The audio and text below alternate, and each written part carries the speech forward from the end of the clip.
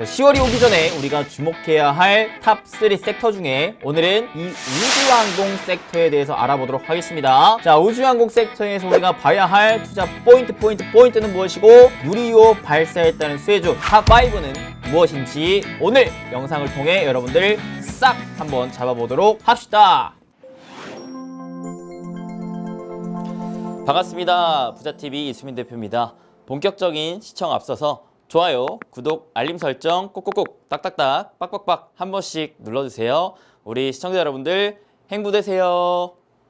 네, 여러분들 반갑습니다. 저는 여러분들을 위한 부자TV 행부 파트너 이수민 대표입니다. 여러분들 반갑습니다. 행부 되세요. 자, 오늘은 제가 좀 더 컨디션이 업 되고 있는 것 같죠? 네, 이제 컨디션을 좀 더 되찾고 있고요. 그에 따라 텐션도 좀 더 업 여러분들의 수익도 계좌도 업 시킬 수 있도록 최대한 좀 더 활기차게 파이팅 넘치게 진행하도록 할 테니까 오늘 이 영상도 여러분들 파이팅 넘치게 끝까지 함께 해주시면 좋을 것 같습니다. 오늘은 10월이 오기 전에 여러분들이 알아야 될, 주목해야 될 탑3 섹터 중에서도 이 누리호 발사에 따른 수혜주, 즉 우주항공 관련주 탑5를 한번 알아보도록 할게요. 자, 여러분들 이 우주항공 사실 많은 분들이 내 자녀에게 주식을 선물하기 위해서 모아가는 주식으로 아마 대표적인 섹터군 생각하고 계실 것 같은데요. 자, 그러면 이런 부분에 대해서 우리가 어떠한 투자 포인트를 좀 잡아야 되고 그 중에서도 핵심 기업들은 또 무엇이고 과연 이 누리호 발사에 따른 단기적으로 봤을 때 좀 급등이 예상되는 종목군들은 또 어떤 종목군들이 있는지 이런 부분들을 하나씩 좀 차근차근 알아봐야 될 것 같거든요. 제가 바로 직전에 찍어드린 영상 뭐였죠? 10월 유망 섹터 탑 3 중에 하나로 알려드렸었던 바로 OTT 영상 컨텐츠 오징어 게임에 따른 수혜주들 알려드렸었는데 오늘 벌써 현 시각 기준 9월 30일 기준 흐름을 굉장히 좋게 보여주고 있다. 자, 그러다 보니까 이제 빨리빨리 또 후속 좀 알려주세요 라고 하시는 분들이 많기 때문에 오늘은 또 우주항공 섹터, 유망 섹터 탑3 중에 또 하나죠. 우주항공 섹터를 오늘 여러분들과 함께 하겠습니다. 자, 오늘 알려드린 내용 뭐라고요? 10월이 오기 전에 주목해야 할 우주항공 산업 누리호 발사 수혜주 탑5라 그랬습니다. 자, 10월이 오기 전에 왜 봐야 되는데요? 왜 봐야 될까요? 제가 아무래도 종목보다 가장 더 중요한 게 시장이라 그랬는데 시장을 알아야 내가 공략할 섹터가 보이고 섹터가 보여야 종목이 보인다 라 그랬죠. 자, 시장이 어때요? 현재 지금 박스권에 계속 갇혀 있어요. 불확실성 요인이 굉장히 크고요. 그죠? 기업들의 실적에 대한 불확실성 요인들이 또 커져가고 있어요. 그러다 보니까 기존 시장을 주도하던 성장주 실적주 섹터에서 자금이 좀 이탈되고 있다. 근데 주식시장에서 자금이 크게 이탈되는 흐름은 나오진 않고 있다. 이게 무슨 말이 있느냐? 기존 주도주에서 자금이 좀 빠져나와서 이게 다른 종목군들로 이동되고 있다는 거예요. 자, 그러면 이 다른 종목군은 과연 어떠한 종목군들인가? 보통 여러분들 시장의 방향성이 잡히지 않는 경우, 시장의 불확실성이 굉장히 큰 경우에서는 사람들이 기본적인 실적주, 눈에 딱 숫자가 꽉꽉꽉꽉 꽂히는 종목들보다는 테마주, 일정주 이런 종목군들로 많이 자금들이 쏠려요. 즉 어느 정도는 껍데기에 불과하지만 상대적으로 단기적인 기대감들이 좀 올라올 수 있을 만한, 그러니까 상대적으로 일단 대다수의 투자자들이 이 종목, 이 이슈, 혹할 수 있을 만한 이런 이슈에 관련된 종목군들로 자금줄들이 쫙쫙쫙 이동될 가능성이 높다라는 것이죠. 그래서 제가 현 시장에서 여러분들이 일단 중장기적인 매매는 좀 지양하면서, 그죠? 자, 장기적으로 바라보실 거면 진짜 말 그대로 조금씩 매달 적금식으로 모아간다는 생각으로 하시고, 그 다음에 웬만하면은 현 시장에서는 단기적으로 하셔라. 단기적으로 하되 이런 실적주 이런 애들보다도 단기적으로 이제 다음 달을 내다봤을 때 어느 정도 특정한 굵직굵직한 이슈에 따른 일정에 따른 수혜주들 이런 테마 일정주 매매를 좀 하셔라 라고 말씀드렸습니다. 자, 그래서 제가 8월 달에 9월에 대한 유망 섹터로 알려드렸었던 게 그로 인해서 건설, 수소, 스마트폰 요거 3개 알려드렸었죠. 근데 이제는 10월은 뭘 봐야 되느냐? OTT, 영상 컨텐츠. 그 다음에 이제 우주항공이에요. 제가 이 마지막 하나를 좀 계속 고민하고 있는데 일단은 경협주가 될 것 같은 생각이 들긴 하겠지만 조금은 애매해요. 그래서 요 다른 하나의 나머지 섹터는 제가 아마 내일쯤 내일쯤 아니다. 금요일 날 영상을 통해 한번 알려드릴 수 있도록 할 것 같아요. 그래서 오늘은 일단은 뭐예요? 제가 바로 앞전 영상에서 이제 OTT 영상 컨텐츠에 다뤘기 때문에 자, 오늘은 우주항공 누리호 발사에 대해서 얘기를 하겠습니다. 자, 그러면 누리호 발사 우리가 왜 봐야 되냐? 왜 우주항공이고 왜 누리호인가? 자, 뭘 먼저 볼까요? 사실 우주항공만 보자면 중장기적으로 봐야 되고요. 누리호만 보자면 단기적으로 봐야 돼요. 그렇기 때문에 제가 좀 더 구분값을 넣어서 강의를 좀 하겠습니다. 자, 단기적으로 즉 누리호만 볼게요. 그 다음에 이따가 장기적으로 우주항공 섹터를 좀 더 보겠습니다. 자, 첫 번째 누리호입니다.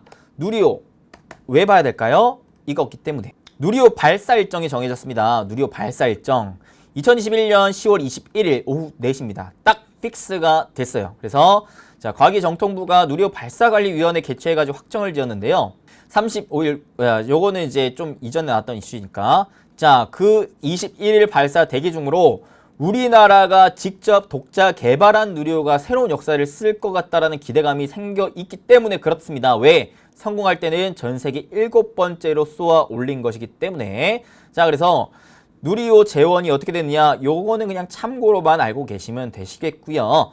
보시면 10년의 개발을 거쳤어요. 10년의 개발을 거친 첫 한국형 발사체 누리호가 하늘을 날아올 날이 다가오고 있다. 그래서 최종 점검을 마친 누리호가 21일 전남 고흥군에서 나로 우주 발사 센터에서 날아올 날을 기다리면서 조립을 마치고 기대기하고 있다라 그래요. 자, 그래서 지구 저궤도에 올리면 발사는 성공한다라고 하죠. 발사에 성공하면 우리나라는 미국, 러시아, 프랑스, 일본, 중국에 이어서 7번째로 독자적인 우주 수송 능력을 확보한 국가가 된다. 우리나라에 앞서 이스라엘, 이란, 북한이 발사체를 쏘아 올렸지만 모두 불가능하다라고 그래요. 불가능하다. 그것들은 소형 위성 발사 능력 정도였기 때문에. 자, 그래서 발사체는 우주 개발에서 가장 중요한 분야이지만 기술 이전을 하지 못하게 돼서 사실상 선진국 기술 도움 없이 독자적으로 연구 개발해야 한다고 하면서 상대적으로 개발에 오랜 시간 걸릴 수밖에 없겠지만 독자 개발로 위성 자력 발사가 가능해진 것이 큰 의미다라고 강조를 하고 있습니다. 그래서 현재까지 개발한 발사체 첫 발사 성공률이 30% 정도 수준. 사실 첫 발사에 성공할지 속단하기 어렵다라고 해요. 그래서 최근 10년간 로켓 발사 건 중에 무려 54건은 실패했기 때문에 나로 역시 2번의 실패, 4번의 발사 연기 끝에 발사에 성공했기 때문에 이번 누리호 발사가 과연 첫 번째만에 성공할지 말지는 굉장히 불확실성 요인이 크다. 다만 성공한다면 그 이후로부터 이루어질 수 있을 만한 우리나라의 큰 또 미래 발전 가치가 굉장히 높기 때문에 그런 흐름을 미리미리 우리는 좀 체크를 해봐야 되겠다라는 것으로 얘기를 드릴 수가 있는 거죠. 자, 그래서 10월 누리호 뜬다. 함께 뜰 한국의 우주 기업은 누가 있느냐라는 것인데요. 자, 최초의 한국형 발사체 누리호 같은 경우에 지금 개발 기간만 10년에 달하는 것들. 자, 어떻게 누가 참여했다 그랬어요? 한국항공우주산업, 하나에어로스페이스, 현대로템 등 국내 굴지의 방산 기업들이 참여를 했고 앞으로 우주산업이 확대됨에 따라 이들 기업의 역할도 커질 전망이라고 하죠. 그래서 누리호 발사가 최종 성공을 하면은 우리나라는 다른 나라의 도움을 받지 않고 언제든지 원할 때 인공위성이나 탐사선 등을 독자적으로 우주 궤도에 쏘아 올릴 수 있게 된다라는 거예요. 그래서 국내 방산 기업에 대한 덕분 때문에 이런 부분들을 지금 기대감을 높여가고 있기 때문에 우리는 요 누리호에 한번 기대감을 한번 가져볼 필요성이 있겠다라고 말씀드릴 수가 있겠습니다. 오케이. 자, 그래서 이유가 뭐라고요? 자, 사실 이 발사체가 저 궤도에 안착만 해준다면 성공만 한다면 우리나라는 전 세계 7번째로 성공을 한 국가이고 이거는 이제 독자적인 기술로 이뤄낸 것이기 때문에 그 이후 추가적인 발사로 인한 우주 산업에 대한 이제 성장 가능성이 매우 크게 열릴 수 있기 때문에 우리는 누리호 발사를 정말 중요하게 봐야 된다라는 거예요. 자, 우주 산업이 왜 중요한지는 이제 하나씩 볼 필요가 있겠죠. 자, 이제 이 리포트를 좀 볼 건데요. 이제부터 여러분들이 진짜 진짜 집중하셔야 됩니다. 진짜 집중하셔야 돼요. 자, 볼게요. 첫 번째. 사실요, 이 우주항공에 대한 기대감은 과거 10년 전부터 있었긴 했지만 너무 기술력이 어렵고 너무 천문학적인 비용이 들기 때문에 사실 이게 될까 싶은 생각이 들 정도였습니다. 야, 우주에 가더라도 진짜 우리 민간인 입장에서 가기가 매우 어렵지 않을까라는 우려감 때문에 이게 사실 실질적으로 우주항공, 우주여행에 대한 이 흐름들이 상용화가 될까라는 우려감이 매우 컸었다란 말이죠. 그래서 사실 관련 주식들도 그렇게까지 크게 상승하지는 못하는 모습들을 보여줬었는데, 자, 누가 스페이스X가 민간인 4명을 태운 스페이스X가 지구로 귀환을 했어요. 이제는 우주 관광 시대를 열었다라는 거예요. 와우. 스페이스X 아시죠, 여러분들? 테슬라의 일론 머스크. 자, 일론 머스크가 세운 우주 기업 스페이스X가 민간인 4명을 태운 우주선 트루드래건, 요거를 플로리다 앞바다에 안착을 했어요.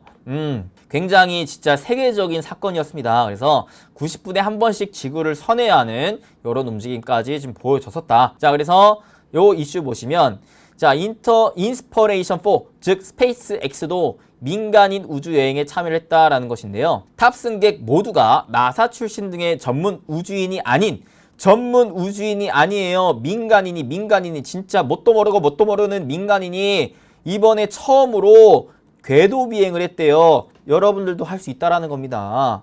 그래서 인류 역사상 첫 민간인 궤도 비행을 했기 때문에 야, 이제는 진짜 우주 관광 시대가 열리겠다라는 기대감이 생기고 있다라는 것이죠. 그래서 성장하는 발사체 시장입니다. 왜? 성공한 이 성과를 봤기 때문에 이제는 정부가 대기업들이 뛰어들기 시작할 거라는 것이죠. 그죠? 자, 그래서 우리나라 또한 마찬가지로 누리호가 성공적으로 발사된다면 글로벌뿐만 아니라 국내 우주산업 역시 성장에 탄력을 받을 전망이다라는 게 중요한 포인트입니다. 그래서 요런 이제 구분값을 보시면 되는데, 그림으로 요렇게만 이제 여러분들이 이해하시면 될 것 같아요. 자, 발사체를 이제 지구에서 쏘아 올려요. 그러면 원래는 이 준궤도 비행 정도만 됐었어요. 준궤도 비행 정도. 그러니까 비행기보다 좀 더 위에까지는 그러니까 진짜 우주라고 하기보다는 요 궤도를 딱 정점을 찍고 떨어지는 흐름까지만 기존에 이루어졌었는데, 이번에는 스페이스X가 뭘 해냈다라는 거예요. 궤도 비행. 진짜 우주를 뚫고 나서 은하계를 딱 떠돌면서 진짜 관광을 했다라는 거예요. 관광. 어마무시한 사건입니다. 그래서 굉장히 큰 의미가 있다라는 것. 기존에는 요 중궤도 정도 비행밖에 안 됐었어요. 딱 찍고 돌아오는 거. 왕복이었는데 요즘에는 어떻게 그냥 딱 찍고 여기서 윙 돌고 돌다가 다시 복귀하고 있다라는 거예요. 자, 그래서 요 리포트를 이제 본격적으로 보셔야 되는데, 자, 우주항공에 대해서는 여러분들 관심 있으신 분들은 요 리포트 2개는 정독해 보세요. 어떤 리포트냐면 9월 8일 날 나온 하나투자증권의 우주의 왕자 레오라는 리포트고, 두 번째는 IBK 투자증권에서 9월 6일 날 나온 비욘드 어스라는 리포트입니다. 요 2개 리포트가 좀 비슷한 계열이긴 한데 저는 개인적으로 요거 하나투자증권이 좀 더 좋았어요. 어제 새벽 2시까지 요거 일단 잤습니다. 자, 그래서 중요한 부분들만 좀 체크를 해드릴게요. 뭐 너무 많은 내용이 여러분들 당장 여러분들 우주로 날아갈 거 아니잖아요. 그러니까 투자의 어떤 포인트들만 체크를 해야 될지는 보면 되겠습니다. 저와 같이. 자, 핵심 요약 부분 짚고 넘어가겠습니다. 전 세계 부호들, 즉 돈이 많은 놈들이 우주에 대한 투자가 확대가 되고 있대요. 자, 제프 베이조스, 아마존, 일론 머스크, 테슬라, 얘네들이 지금 만들어내고 있는 우주 경쟁이 뜨겁대요. 왜 그럴까요? 이거에 대한 이해를 해야 돼요. 제가 예전에 메타버스 자율주행 강의하면서 플랫폼에 대한 강의를 했었죠. 플랫폼에 대한 강의. 이제는요, 이 진짜 대기업들이 돈을 벌기 위해서 뭘 할 거냐면, 기존에는 애플이 클 수 있었던 이유는 뭐냐? 애플이 전 세계 시총 1위가 될 수 있었던 것은 무엇이느냐? 사람들이 요 스마트폰에서 헤어나올 수 없도록 만들어놨기 때문에 내가 뭘 하든, 쇼핑을 하든, 검색을 하든, 메신저를 하든, 뭘 하든, 영상을 보든 이 스마트폰 하나만으로도 다 할 수 있게끔 이 시대를 열어놨기 때문에 아이폰, 애플은 뭘 할 수 있다라는 거예요. 이 스마트폰 하나만 팔았다는 것만으로도 다양한 사업들, 왜? 이 스마트폰 사용자들의 빅데이터를 다 수집하고 있기 때문에 다양한 사업들에 대한 부분들을 확장할 수 있기 때문에 얘가 시총 1위까지 올라갈 수 있을 만한 기반이 됐었다. 그래서 테슬라는 뭘 한다? 그래서 테슬라는 자율주행을 한다. 왜? 사람들이 스마트폰을 쓰지 않는 가장 큰 시간대가 두 가지가 있다. 운전할 때.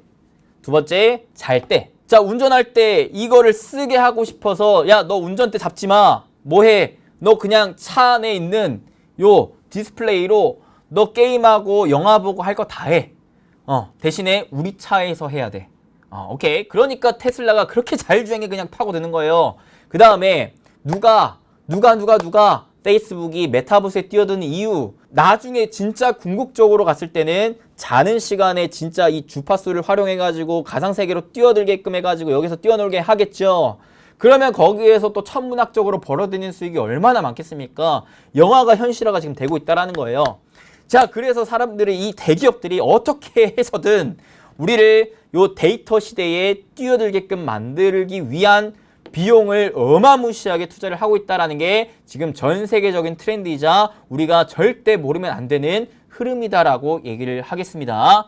그래서 여러분들이 정말 큰 돈을 만지고 싶다면 이런 새로운 산업에서 앞서 나가는 기업이 플랫폼화가 된다면 이런 기업들 위주로 투자를 하라 그랬어요. 오케이? 이해가 돼요? 그래서 예를 들어 뭐 자율주행의 테슬라, 예를 들어 뭐 메타버스의 로블록스, 페이스북 이런 애들을 제가 예시로 좀 들었었죠. 자, 그래서 우주항공도 마찬가지입니다. 자, 이 빅데이터들을 자동차, 메타버스 이쪽으로 계속 수집을 할 거예요. 수집을 하는 것까진 좋은데 자, 요런 것들을 이제 앞으로는 5G, 6G를 하기 위해서는요. 즉 이런 애들을 사용하기 위해서는 방대한 데이터망을 쫙 깔아야 되는데 이게 전 세계적으로 내가 현장에 들어가서 하나하나 인프라를 깔기가 굉장히 비효율적이고 비용도 많이 들어가고 시간도 오래 걸린다라는 거예요. 그래서 이 부분을 해결하기 위해서 뭘 한다는 거예요. 우주에 인공위성을 쏘아 올려가지고 인공위성을 통한 데이터망을 쫙 확보를 하겠다라는 거예요. 한 방에 그냥. 왜? 위성은 전 세계적으로 지구를 돌면서 계속 돌기 때문에 이런 애들만 여러 개 깔아 놓더라도 굳이 전 세계 내가 현장 방문해서 인프라 깔지 않아도 다 이거 하나만으로도 내가 데이터를 깔아 놓을 수 있기 때문에 그래서 이것 때문에 많은 지금 아마존이라든지 테슬라라든지 일론 머스크 이런 애들이 천문학적인 자금을 쏟아붓고 있다라는 겁니다. 왜? 이것만 깔리고 이 망이 깔린 흐름으로 인해서 내가 다른 플랫폼으로 이 많은 빅데이터들을 넘긴다라고 했을 때는 그 이후로부터 내가 챙길 수 있을 만한 금액은 더 무궁무진하기 때문에 그래요. 오케이? 이게 사실 가장 중요한 포인트라고 얘기를 하겠는데 자, 그래서 지금 전 세계 부호들이 우주 경쟁을 하고 있다라는 겁니다. 여기에서 이제 일론 머스크가 좀 앞서 나가고 있다라는 것이죠. 자, 그래서 국가 간의 경쟁도 치열해요. 미국과 중국의 경쟁이 나오고 있습니다. 과거에서는 미국과 소련이 했었는데 러시아가 좀 밀려났어요. 자, 그래서 이래서 지금 민간 기업들도 그렇고 정부도 그렇고 계속 어떻게 해서든 우주 발사체를 쏘아 올리려고 하는구나 라는 것으로 이해를 하시면 되는 건데 제가 산업에 대한 강의를 할 때 뭘 알려드렸냐면 여러분들이 자, 그러니까 장기적으로 우주항공을 쏘아 올리는 이유는 뭐라고요? 결국에는 이 인공위성을 쏘아 올려서 전 세계적으로 이 데이터망을 확보하기 위함이에요. 확보한 이후로는 뭘 할 거냐면 플랫폼을 통한 그러니까 플랫폼을 통한 빅데이터를 쌓고 그걸로 다양한 사업들을 할 것이기 때문에 오케이? 그렇게 돈을 벌기 위해서 장기적으로 우주항공을 계속해서 다양한 국가와 기업들이 하고 있다는 겁니다. 자, 그러면 어떻게 누리호 누리호 우주항공 어떤 투자 포인트가 있을까요? 라는 것들을 물어보셔야 돼요. 자, 누리호는 뭘 알아야 될까요? 누리호는 아무래도 참여 기업들을 알아야겠죠. 참여 기업들. 그 다음에 자, 우주항공은 어떠한 투자 포인트가 있을까요? 아무래도 개화에서 성장기로 넘어가기 위해 필요한 조건들을 충족시키는 기업들을 보셔야겠죠. 제가 메타버스 강의할 때도 그렇고 자율주행 강의할 때도 그렇고 수소 강의할 때도 이런 부분들을 강의를 해드렸다. 뭐라 그랬냐? 뭐가 필요하다 그랬냐? 자, 첫 번째, 정부의 지원이 필요해요. 왜? 너무나 천문학적인 자금 투자 비용이 필요하기 때문에 기업 입장에서 요거를 다 감당하기가 힘들어요. 그래서 지원금이 필요해요. 지원금. 정부든 아니면 대기업이든 지원금이 필요합니다. 그 다음에 뭐가 필요하느냐? 단점이 해결돼야 돼요. 가장 큰 단점, 기술력. 그 다음에 금액, 비용적인 측면의 단점이 해소가 돼야 돼요. 그다음 마지막 세 번째 뭐예요? 지금 이제 선진국 플러스 이제 전 세계적으로 뛰어들어야 한다라고 얘기를 했었죠. 요 세 가지는 해소가 돼야 되는데 이 산업이 본격적으로 성장을 해 나가려면, 그죠? 근데 지금 우주항공 역시도 이 세 가지에 포함이 되고 있어요? 안 되고 있어요? 되고 있어요. 정부와 대기업들의 지원금이 어마무시하게 쏟아지고 있고, 그 다음에 선진국들 지금 뛰어들고 있고, 결국에는 단점이 해결이 돼야 되는데, 지금 단점이 해결이 되고 있다, 안 되고 있다? 되고 있는 흐름이다. 왜? 발사 비용이 싸지고 있다. 아하.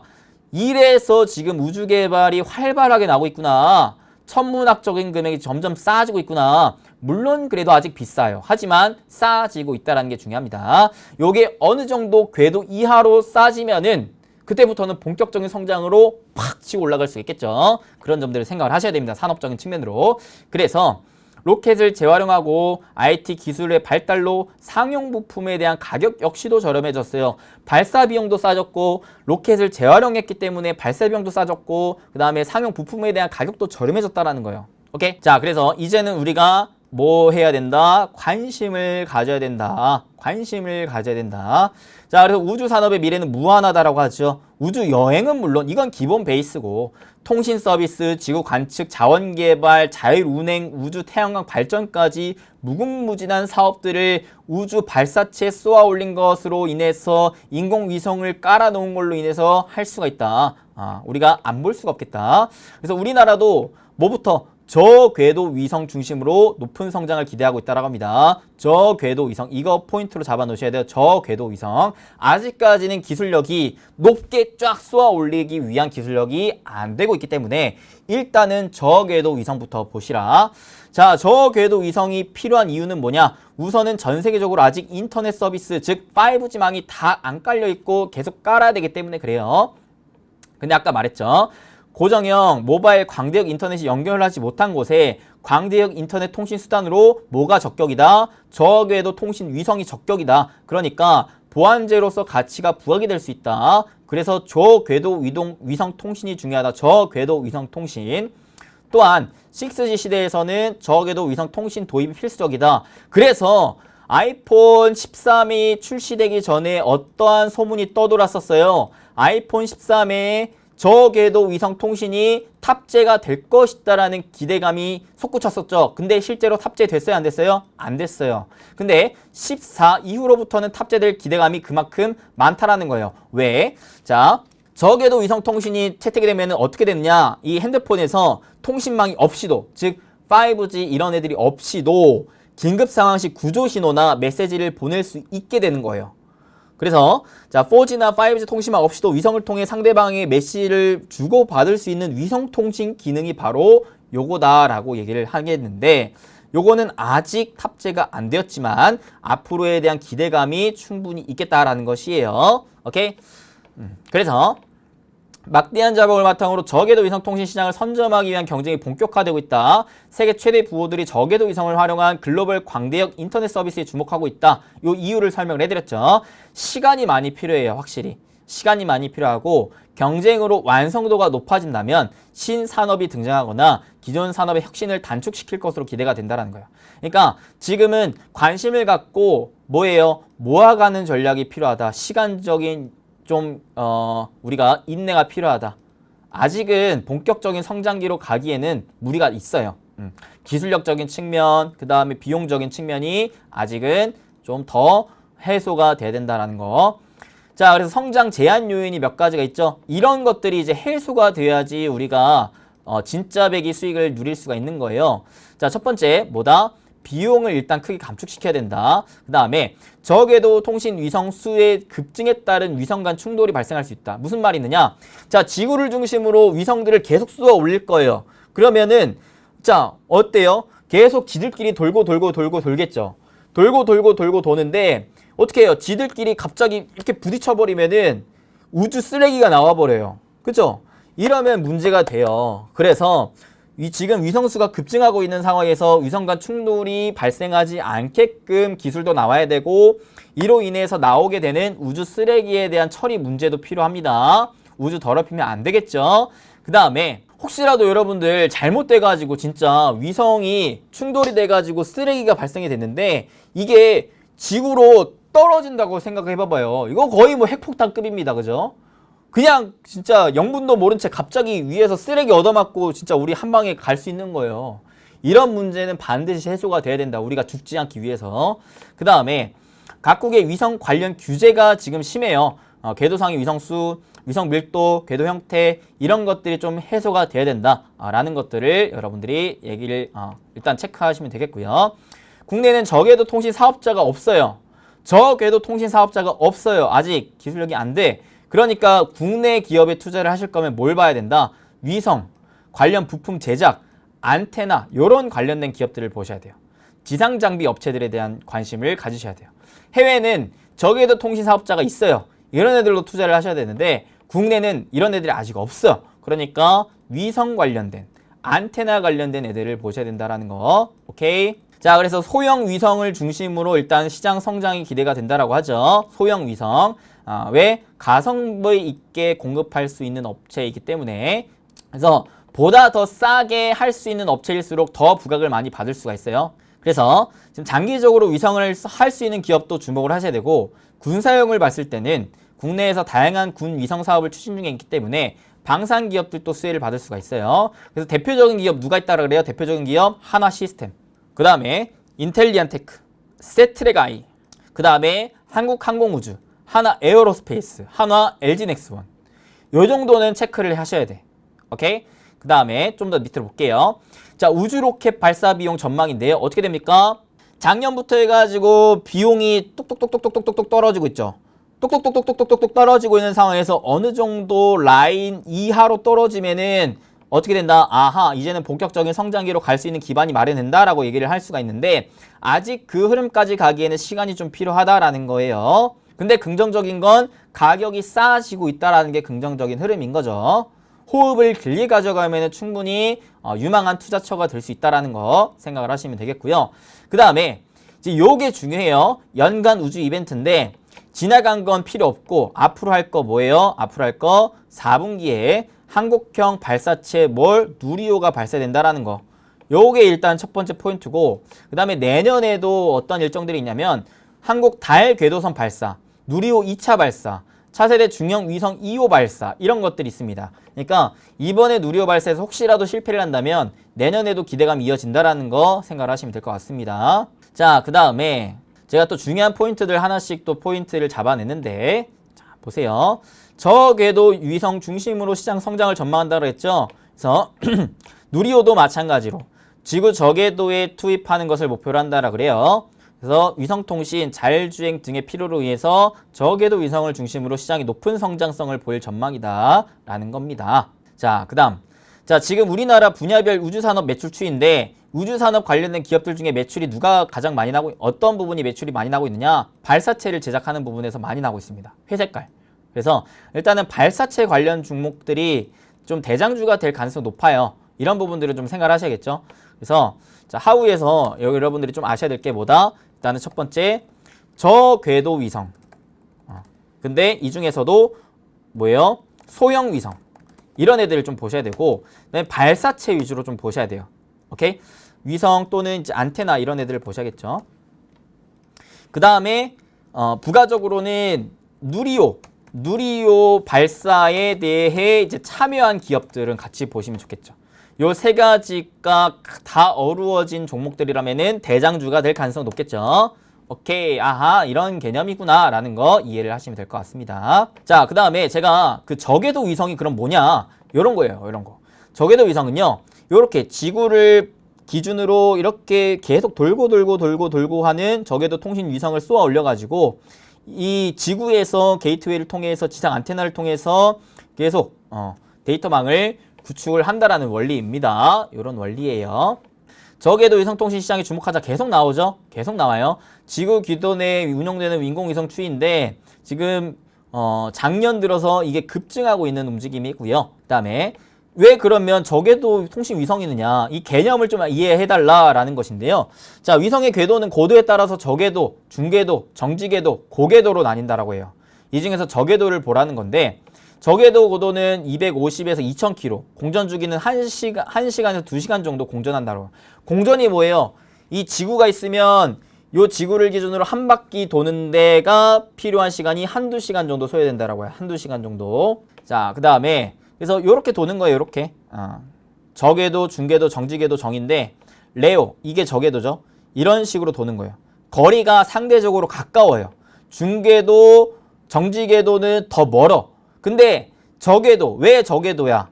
좀 더 아직까지 이렇게까지 멀리 발사시킬 만한 기술력이 안 되기 때문에 그래요. 그래서 그리고 이런 장점도 있어. 정지궤도나 중궤도보다 고도가 낮기 때문에 뭐가 전파의 전송거리가 짧아요. 그러니까 통신 지연도 적고 송수신 설비의 소형화가 가능하기 때문에 저궤도를 많이 보라는 거예요. 거리가 가까운 만큼 빠르게 주파수가 올 수가 있고 그만큼 소형이 필요할 것이기 때문에 비용적인 측면, 효율성적인 측면에서 저궤도가 중요하다. 그러니까 이로 인해서 원활한 동영상 전달도 가능하다라는 거 이해를 하시죠? 어렵지 않죠? 자, 그래서 이제 위성 궤도별 주요 특징인데 저궤도에 지금 누가 있는 거예요? 스페이스X, 원웹, 해외 기업들이에요. 그래서 여러분들이 진짜 글로벌적인 기업들로 보자면 일단은 스페이스X가 굉장히 지금 앞서 나가고 있다는 것으로 이해를 하고 계시면 될 것 같습니다. 자, 그 다음에 보시면 또 이런 부분들도 같이 봐야겠죠. 자, 다수의 위성 운용을 통해 소형 위성을 사용하는 특징을 보여주고 있는데 제작비 절감과 다수 동시 발사 가능하기 때문에 소형 위성을 우리 여러분들이 좀 보셔야 된다라는 것이고 작년 기준으로 해서 9년 뒤 30년까지 봤을 때는 무려 3배 성장 예상이 소형 위성 시장에서 보여지고 있다라는 것입니다. 자, 그래서 이제 요게 해소가 돼야 된다고 했죠. 저궤도 위성 통신 관련된 기업들을 잡으려면은 이런 부분들이 해소되는 움직임들을 기다려 봐야 된다. 비용 감축이 필요해요. 지금으로부터도 여전히 10배 이상 낮아져야 된다라고 그래요. 10배 이상, 10배 이상. 아직도 갈 길이 멀죠. 그 다음에 아까 얘기했다시피 위성 충돌과 주파수 간접에 대한 기술력 해소가 돼야 됩니다. 그 다음에 우주 쓰레기 문제, 요게 좀 심각하죠. 요거는 우리의 생명에 직접적으로 관여가 될 수 있기 때문에 봐봐요. 그대로 지상으로 떨어져 문제가 될 수 있다고 하잖아요. 수명을 다하면 대기권에 진입해서 불타나 핵심 부품들 일부는 그대로 우리가 사는 지상까지 떨어질 수가 있대요. 오마이갓, 위험해, 안 돼, 살고 싶어. 각국의 규제까지 이런 부분들은 여러분들이 좀 체크를 해야 된다. 그래서 개화가 기대된다라는 거예요. 개화라는 거 뭐예요? 제가 산업에 대해서 여러분들이 투자를 하실 때 어떤 순서를 이해를 하라겠냐? 개화, 성장, 그 다음에 활황, 퇴화를 뭐라 그랬죠? 근데 여러분들이 투자를 해야 될 건, 매수를 해야 될 건 뭐다? 개화에서 성장기에는 매수를 해도 되고 활황기에서 퇴화기로 넘어갈 때는 반드시 매도를 해야 된다라고 그랬어요. 그러니까 이제 막 개화기에 접어든 산업이 우주 산업이기 때문에 이제는 여러분들이 모아가는 전략, 장기적으로 모아가는 전략이 중요하겠다. 요 박스권에 잡혀 있을 텐데 박스권 하단 부분에서 모아가는 전략이 중요하겠다라고 얘기를 드릴 수가 있겠죠. 그래서 모아간다라고 했을 때는 국내 초소형 저궤도 통신 위성 시장에서 모아가셔라. 위성과 지상 안테나 제작 업체에 관심을 가져라. 가성비 있게 장비를 공급한 업체가 지금 성장성이 매우 크다. 그 다음에 연평균 봤을 때 18%에 대한 성장 전망이 보여지고 있어요. 위성 화요령 서비스 시장이. 자, 그래서 어떤 기업들이 있는데요. 어떤 기업들 첫 번째 한화 시스템. 왜? 원웹 투자를 통해 아까 말했죠. 저궤도 위성에서는 뭐가 스페이스X와 원웹 요 두 개가 대표적인데 원웹 투자를 통해서 어떻게 주파수를 선점할 수 있게 됐다. 한화 시스템이 앞서 나갈 수 있을 만한 환경을 마련한 거예요. 오케이? 그 다음에 세트랙 I의 자회사 SIS. 얘는 위성 영상 판매 사업 및 인공지능 기반 위성 영상 분석 사업을 영위를 하고 있기 때문에 위성 영상에 관련된 모멘텀으로 또 기대를 해볼 수 있겠다. 대표적으로 두 기업 있죠. 그 다음 자, 한국항공우주와 하나시스템 컨소시엄이 개발 중이기 때문에 하나시스템은 여기 또 있네요. 군용적인 측면으로 한국항공우주도 우리가 관심 깊게 볼 필요가 있겠고, 한국항공우주, LIG 넥스원, 하나시스템정이 지금 경쟁을 할 것이다. 이 세 개 기업 정도 보시면 되겠습니다. 자, 그 다음에 내년에는 이제 한국항공우주가 제작한 차세대 중형위성 2호기가 발사될 예정이기 때문에 한국항공우주는 내년에 또 기대감이 많게 보여질 것 같다라는 거 확인을 하시면 될 것 같고요. 자, 밸류에이션인데 사실 이거는 글로벌 우주 관련 업체 밸류에이션이기 때문에 일단 참고만 하시면 될 것 같습니다. 그래서 기업 분석적인 측면으로 들어갈 건데 마지막으로 요 리포트만 좀 더 체크를 하고 이제 기업들에 대한 내용을 하나씩 좀 더 보여드릴게요. 기존의 우주산업 발전이 더뎠었던 이유는 뭐였어요? 기반은 이미 갖춰져 있었지만 실제 확산이 어려웠다. 왜? 아무래도 진입 비용이 너무 높았기 때문에. 근데 그 비용이 기존에는 공공에서 지금은 민간으로. 왜? 부호들이 뛰어들었기 때문에, 돈 되는 것을 눈치를 까고 뛰어들었기 때문에 비용이 많이 떨어지고 있다라는 거. 그래서 본격적인 개화가 될 수 있겠다라는 걸 생각을 해볼 수가 있는 거예요. 그래서 전 세계 우주 예산 비용이 누가? 미국과 중국이 제일 많대요. G1, G2가 지금 뛰어들고 있기 때문에 이 산업은 굉장히 발전 가치가 높다. 오케이. 자, 중국 세계 유일 우주 정거장 보유국이 될 전망까지도 잡혀있네요. 중국은. 그래서 지금 전 세계 정부 우주 예산 분포인데 미국이 절반 이상이에요. 그 다음이 2위가 중국이고 우리나라는 에게 0.5%밖에 안 돼요. 그러니까 웬만하면은 이 우주항공도 여러분들이 장기적으로 투자를 하고 싶으면 미국 또는 중국 관련된 기업들 위주로 보시는 게 좋지 않을까. 웬만하면 미국 위주로 보시는 게 좋지 않을까에 대한 생각을 하고, 이 부분은 제가 여러분들이 반응이 좋다면 다음에 영상을 통해 준비를 해보도록 하겠습니다. 반응이 안 좋으면 전 굳이 안 할 거예요. 네. 왜냐면 이거 공부하고 자료 준비하고 강의 준비하는 게 너무나 많은 시간 소요가 되기 때문에 굳이 안 할 겁니다. 자, 요 정도 일단은 체크를 하시면 될 것 같고요. 자, 그러면 이제 기업으로 들어와야겠죠. 기업으로 요 세 가지에 대한 투자 포인트를 잡고 나서 우리가 기업으로 들어올 건데요. 자, 마지막 그러면 우주항공 우리 탑5 기업 뭐가 있을까요? 라는 부분입니다. 자, 많고 많은 기업들이 있어요. 대표적으로 아까 얘기했다시피 뭐 하나시스템, 그다음에 뭐 하나 인텔리언 세트랙 아이, 그다음에 뭐 제노코, 인텔리안 테크, 그다음에 뭐 캔코아, 그다음에 한국항공우주, 하나 에어로스페이스, 뭐 현대 로템, 비츠로테크 이런 애들 있고 뭐 LIG 넥스원 이런 애들도 있어요. 자, 근데 그 중에서도 제가 선별한 기업들만 얘기를 좀 하겠습니다. 일단 뭐가 중요하다 그랬어요? 저궤도 위성이 중요해요. 저궤도 위성. 그러니까 자, 저궤도 위성 관련된 종목들을 여러분들이 볼 필요가 있겠다. 요게 별표 3개다. 다른 애들은 껍데기예요. 껍데기. 얘네들이 찐퉁입니다. 찐퉁. 자, 저궤도 위성 관련된 기업들 누가 있는가? 첫 번째 인텔리안 테크. 인텔리안 테크는요, 대표적으로 해상용 위성통신 안테나 부분의 원천 기술을 확보해 놨고요. 세계 유일의 양산 업체로서 견고한 위치이고요. 주요 고객사로 꼽히는 원웹, 얘네와 탄탄한 관계 구축, 그리고 향후 고객사 다변화로 인해서 기대감이 좀 있다. 그래서 인텔리안 테크 우주항공 저궤도 통신 관련돼서 사업은 계속적으로 좀 긍정적일 가능성이 높겠죠. 그 다음에 두 번째는 아마 얘가 대장일 것 같아요. 제가 봤을 때는 하나시스템. 얘가 대장일 가능성이 매우 높습니다. 왜 그러느냐?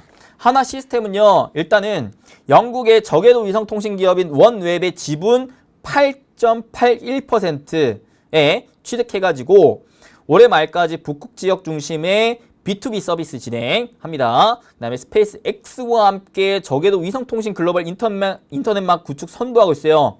자, 저궤도 위성통신에서는 원웹과 스페이스 X가 굉장히 중요하다고 그랬는데 얘네 둘과 엮여있는 애가 하나시스템이다. 그래서 하나시스템은 저궤도 위성통신 사업을 25년까지 약 1000개를 배치해서 크루즈로부터 다양한 운송수단 통신 서비스를 제공해가지고 정식 출시를 목표로 하고 있습니다. 오케이? 그러니까 하나시스템 중요하게 보시고요. 자, 하나시스템이요. 최근에 또 어떠한 그 이슈가 또 나왔었냐면 요런 이슈가 또 나왔어요. 진동 저감 장치 수출 소식이 나왔습니다. 그래서 누리호 발사를 앞두고 또다시 테마주로서 주목이 되고 있어요. 국내 최초로 해외 우주개발 선진국 중 하나인 독일의 위성에 탑재되는 적외선 검출기 냉각장치 진동 저감장치 수출을 한다라 그래요. 한다. 아, 이런 또 기술력이 있구나라는 기업이 바로 하나시스템입니다. 자, 하나시스템 관련해 가지고 또 관련된 이제 자료를 또 보여드리면 미래 신사업에 대한 계획이에요. 계획. 자, 보시면 저궤도 위성 통신 쪽으로 목표 매출 5조 10년 뒤. 그다음에 에어 모빌리티, 그다음에 디지털 플랫폼까지 요런 이제 미래의 성장 동력에 대한 기대감을 갖고 있는 상황이 바로 하나시스템이고요. 그 다음에 두 번째로는 하나시스템이 이제 유증을 했는데 요 자금이 어디에다 쓰였느냐예요. 바로 저궤도 위성통신 사업에 쓰였다. 무려 5천억 원이. 그 다음에 에어 모빌리티, 그 다음에 디지털 플랫폼에 쓰였다라는 겁니다. 어허라, 그러니까 이 저궤도 위성통신에 대해서 진짜 직접적으로 관계도가 높은 기업이 바로 하나시스템이구나라고 이해를 하시면 될 것 같습니다. 그 다음에 또 누가 있느냐? 바로 누가 있을까요? 바로 세트랙 I라는 게 있죠. 아까 얘기했던 게 세트랙 I였어요. 자, 세트랙 I라는 기업은 어떤 기업이느냐? 바로 카이스트 인공위성 연구센터 출신 연구원들이 중심으로 설립됐어요. 카이스트 인공위성 연구센터 중심. 그 다음에 국내 유일 위성 시스템 제작 가능한 업체로 소형, 중형, 위성 시스템, 소형, 중형, 대형 위성 탑재 체화 부품 등을 제작하고 있습니다. 오케이. 그 다음에 세트랙 I 요 정도 보면 되겠고요. 그 다음에 또 누가 있느냐? 자, 일단 요 정도가 대표적인 세계 기업이라고 좀 볼 수가 있겠고요. 그 다음으로는 이제 이거 봐야 될 것 같죠? 누리호. 누리호 이제 참여 기업. 누리호 참여 기업은 대표적으로 뭐가 있느냐? 자, 자료로 하나 딱 띄워 드릴게요. 자, 누리호 개발 국내 주요 산업체 참여 현황입니다. 보시면 각각의 섹터별로 주요 기업들이 있어요. 일단 첫 번째 한국항공우주, 그 다음에 하나 에어로스페이스, 그 다음에 또 대표적으로 한화, 하이로코리아, 그 다음에 한양 ENG, 그 다음에 또 누가 있죠? 자, 한국화이바. 한국화이바는 뉴파워플라즈마의 자회사예요. 그 다음에 현대중공업, 현대로템 이런 애들이 있습니다. 자, 정리를 할게요. 한국항공우주, 그 다음에 자, 한화 에어로스페이스, 한화, 그 다음에 누가 있었죠? 한양 ENG, 한양 ENG. 앞에 다 한자가 들어가네요. 한, 그죠? 그 다음에 현대중공업, 그 다음에 현대로템, 그 다음에 그 뉴파워플라즈마의 자회사 그 한국화이바, 이런 애들이 좀 있다라는 거 얘기를 드릴 수가 있겠죠. 그 다음에 그 외에 이제 그 외에 여러분들이 알만한 우주항공 관련주는 또 뭐가 있느냐? 그 외에는 대표적으로 또 뭐가 있느냐? 여러분들 비츠로테크. 비츠로테크는 이제 그 인공 태양열 관련해서 원자력과 또 엮일 수 있는 애입니다. 전력의 생산과 공급에 필요한 전기 제어 장치를 개발해 가지고 제조 판매하고 있고, 전력 기기 사업과 특수 사업, 전시 사업으로 구분되어 있는 기업입니다. 그다음에 AP 위성 같은 경우에는 이제 인공 위성 관련 부품, 위성 통신 단말기 개발 요런 관련된 기업이고요. 한국항공우주는 아까 이제 또 아마 대표적으로 많이 알고 계실 텐데, 항공우주도 이제 내년에 기대감이 많기 때문에 별표 하나 칠게요. 한국항공우주는 좀 간략하게 설명드리면 항공기와 우주선, 위성체, 발사체 등 부품에 대한 설계, 제조, 판매, 정비 등의 사업을 영위하고 있고, 군수사업 대부분은 내수로 구성되어 있다는 점, 그 다음에 한국 정부와 또 계약을 통해서 연구개발, 생산, 성능, 개량, 후속 지원 이런 것들을 하고 있다는 거에 대해서 또 모멘텀을 갖고 있는 기업입니다. 그 다음에 이제 하나 에어로스페이스도 중요한데, 하나 에어로스페이스 얘가 왜 중요하냐? 일단은 항공기와 가스터빈 엔진, 자주포, 장갑차, 칩 마운터 등 생산 사업하고 있고요. 판매 사업도 하고 있습니다. 그 다음에 이 엔진 사업의 핵심 기술이 진입 장벽이 좀 높아요. 그 다음에 장기간 개발 투자를 필요로 하고 있기 때문에 다른 경쟁사들이 뛰어들기 좀 쉽지 않겠다라는 모멘텀을 갖고 있는 기업이고요. 그 다음에 요 정도. 일단 요 정도 보시면 될 것 같네요. 현대로템이 이번에 또 대표적으로 누리호에 참여를 했는데 누리호의 연소 시험을 맡았어요. 연소 시험. 그 다음에 LIG 넥스1도 있죠. LIG 넥스1. LIG 넥스1 같은 경우에는 미사일과 레이더를 만드는 회사로서 한국형 GPS라고 불리는 KPS 구축을 추진하고 있고 고성능 자율 항법 장치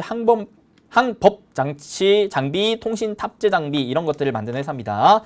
그래서 이런 애들은 아무래도 올라갈 수 있을 폭이 좀 상대적으로 적지 않나라고 생각을 해요. 그래서 제가 보는 탑5는요. 일단 첫 번째 하나 시스템, 얘가 아무래도 좀 대장이 아닌가 싶고 두 번째는 세트랙 아이, 그 다음에 한국항공우주, 하나 에어로스페이스, 그 다음에 인텔리안 테크 정도. 왜냐하면 저궤도 위성이니까 이 정도고 하나만 더 하자면은 현대 로템 정도. 요 정도는 같이 보시면 되겠다. 인텔리안 테크, 하나 시스템, 세트랙 아이, 한국항공우주, 하나 에어로스페이스, 현대 로템. 자, 근데 여기서 중요한 게 뭐냐? 바로 요거예요. 하나 그룹 계열사의 지금 관계 회사 구조도인데, 자, 강조했던 세트랙 아이와 하나 시스템의 지분을 하나 에어로스페이스가 들고 있어요. 그러니까 나는 세트랙 아이도 좋아 보이고 하나 시스템도 좋아 보여. 그러면 하나 에어로스페이스에 그냥 투자하는 게 좋지 않을까에 대한 생각을 할 수 있는 거죠. 그리고 나는 좀 더 안정적이고 싼 종목을 잡고 싶어 하시면 지주사인 하나를 잡으면 되는 거예요. 이해돼요? 그러니까 각각의 투자를 해도 되지만 나는 좀 더 분석을 해봤더니 세트랙 아이가 좀 더 좋아 보여. 아니면 하나 시스템이 좀 더 좋아 보여 하시면 각각의 종목을 잡아도 돼요. 왜? 일단은 세트랙 아이는 상대적으로 중소형 기업이에요. 시총이 4천억 정도. 하나 시스템, 하나 에어로스페이스, 하나는 시총이 많아요. 2조 이상이기 때문에 비교적 무거워요. 비교적 세트랙 아이는 중소형주이기 때문에 가벼워. 하지만 상대적으로 좀 저평가되어 있고 탄탄할 수 있을 만한 기업은 이쪽 오른쪽에 좀 있을 수 있겠다라는 생각을 하는 거죠. 자, 그러니 여러분들이 이런 부분을 좀 생각을 해야 되겠다라는 것이고요. 자, 그러면 각 기업에 대한 이제 실적과 그 다음에 차트 흐름을 보면서 마무리 짓도록 하겠습니다. 이슈 나온 것들만 좀 보여드릴까요? 하나 에어로도 함께 난다라고 하죠. 누리호 발사와 함께. 그 다음에 현대로템은 최근에 또 수소 사업에 대한 가속도를 높이고 있고, 그러니까 현대로템은 세 가지에 대한 모멘텀이 있어요. 이 경협주, 그 다음에 수소, 우주항공, 요 세 가지에 대한 모멘텀이 있다. 그래서 이렇게 테마가 많이 껴있는 종목군들을 좋아하시는 분들도 있고 안 좋아하시는 분들이 있어요. 왜냐면 좋아하시는 분들은 난 요것도 좋아 보이고 요것도 좋아 보이고 요것도 좋아 보여 하시는 분들은 좋아하시는데 나는 요것만 좋아 보이는데 굳이 왜 얘네들이 껴있지 않은 분들은 굳이 안 잡는 게 좋다. 근데 나는 경협도 좋아 보이고 수소도 좋아 보이고 우주항공도 좋아 보이는데 하면은 이제 현대로템 같은 애들이 좋을 수 있다. 오케이? 그 정도 차이가 있다라는 거. 자, 종목들 하나하나 볼게요. 하나 시스템부터 보시죠. 후딱후딱 할게요. 자, 하나 시스템 저는 추세를 주봉으로 먼저 봅니다. 주봉. 자, 바닥권에서 일단 한 차례 빵 뛰어 올랐어요.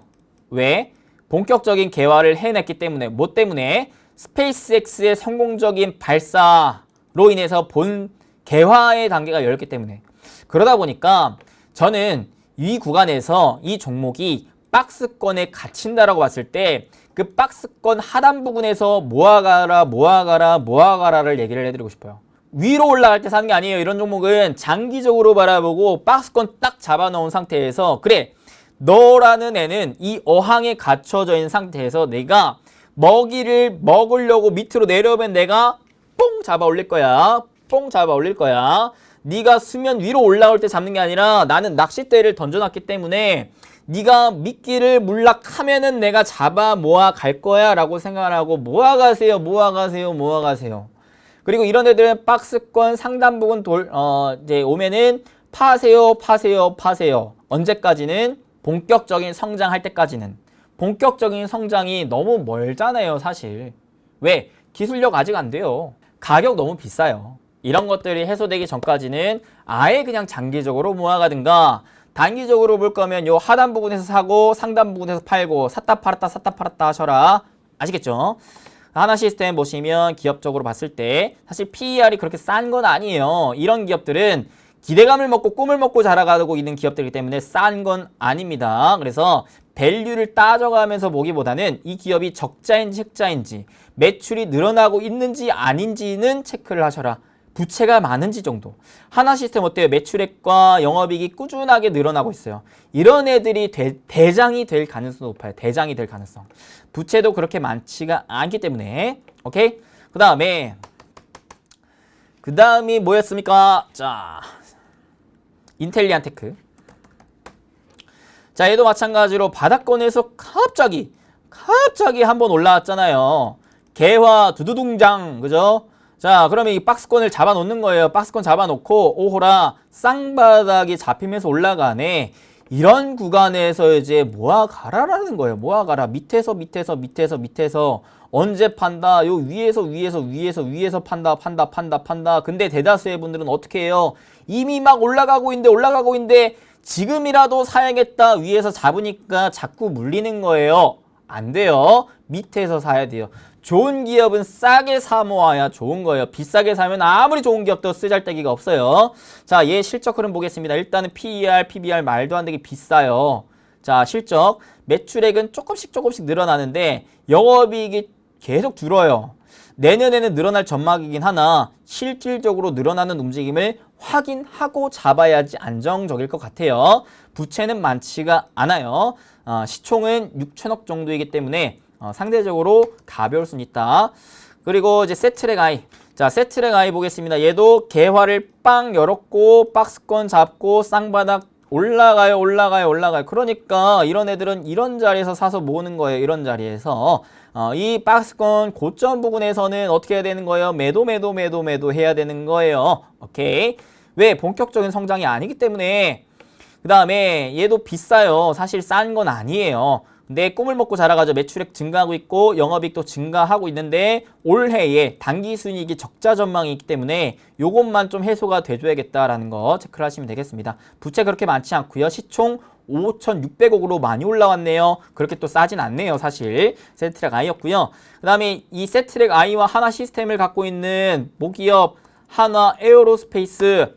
자, 얘도 보겠습니다. 얘도 자, 어때요? 바닥권에서 큰 하락 추세를 겪다가 우주항공에 대한 기대감으로 슬슬 올라오려고 하네요. 주봉상 추세를 상방으로 열어놓고 있어요. 아하, 이런 애들은 이제 기존 뭐 방산업체에서 우주항공 쪽으로 성장하려고 하는 단계이구나 생각하고 추세 매매하면 되겠네. 추세 매매. 하단 부분 지지받고 반등 나올 때 사고 상단 부분에서 팔고 샀다 팔았다 이런 식으로 하면 되겠네요. 그죠? 자, 실적은 어떨까요? 일단은 그렇게 얘는 그래도 PBR이 아무래도 상대적인 모회사인 만큼 비교적 싸요. 그죠? 밸류상은 싸요.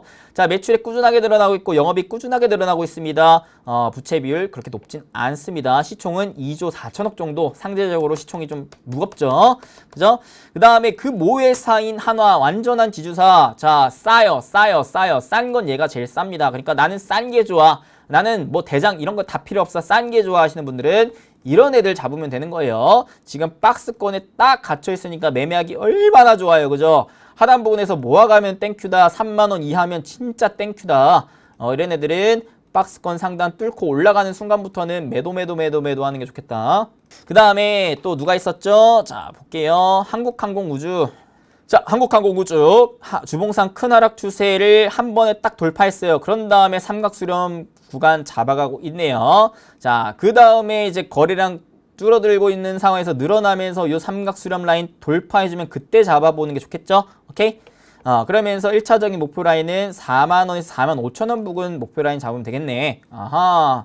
오케이. 그 다음에 이제, 자, 보시면, 밸류도 예고 싼 건 아니에요. 싼 건 아니지만, 자, 매출액이 그래도 꾸준하게 늘어나는가 하는데, 그렇게 늘어나는 움직임은 아니네요. 얘도 실적은 그렇게까지 좋은 움직임은 아닙니다. 부채가 꽤 많네요. 상대적으로 다른 기업들에 비해서는요. 좀 무거울 수 있겠습니다. 얘 같은 경우는.